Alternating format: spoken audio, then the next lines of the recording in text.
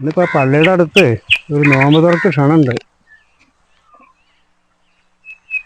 ആ മോനെ, ഇന്നെന്താ ക്ലാസ്സിൽ പോയില്ലേ? എക്സാം ഒക്കെ നടക്കണില്ലേ? ഞാനൊന്നും പോയില്ല, വയ്യാത്ത. അതേ, കറക്റ്റായിട്ട് സ്കൂളിലൊക്കെ പോകണം, പഠിക്കണം, വലിയ കുട്ടിയാണോ, നന്നായി പഠിക്കണം.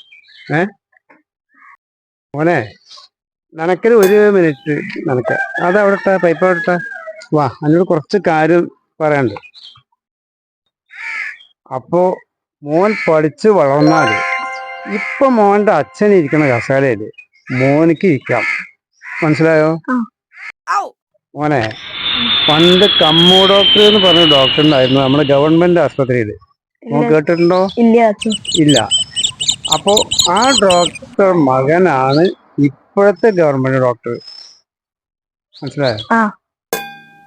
അതുപോലെ തന്നെ നമ്മുടെ സ്റ്റേഷനിലെ പണ്ടൊരു SI സാർ ഉണ്ടായിരുന്നു, ആന്റണി സാർ എന്ന് പറഞ്ഞിട്ട്.